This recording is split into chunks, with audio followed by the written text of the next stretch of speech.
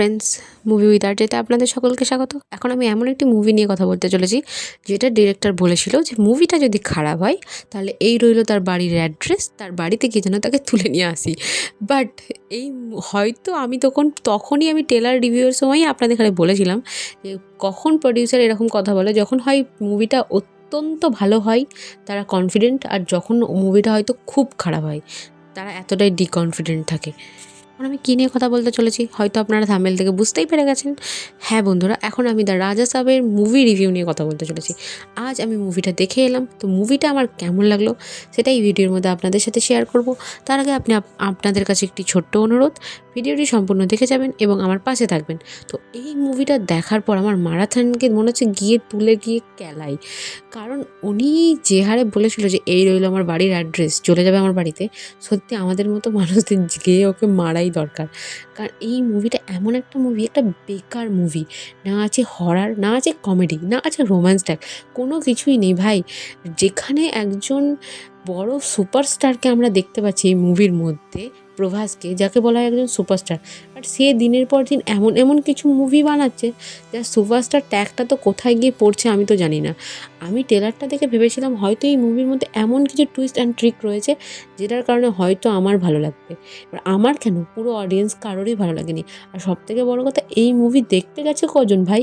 খুবই কম, মাত্র 10 জন ছিল হলে এই মুভিটা দেখতে গেছে। মানে প্রভাসের যে এত ফ্যান ফলোয়িং, তারা সব কোথায় ভাই? মুভির মধ্যে যদি হরার বলতে চান তাহলে ওই মাঝে সাঝে দাদা কা ভূত দেখলিয়া, এটা একটা হরার। আর কমেডি যদি বলতে চাই, মানে যাতা কমেডি।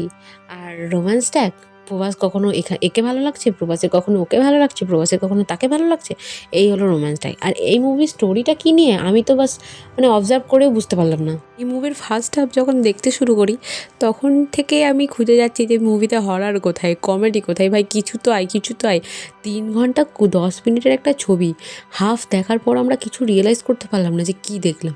সেকেন্ড হাফে তারা এমন কিছু নিয়ে আসার কথা আমাদের এখানে প্রমিস করেছিল যে মাইন্ড গেম হবে, দাদু নাতির মাইন্ডের উপর ভারী পড়তে হবে, একটা সায়েন্টিফিক কিছুটা দেখানোর বিষয় ছিল।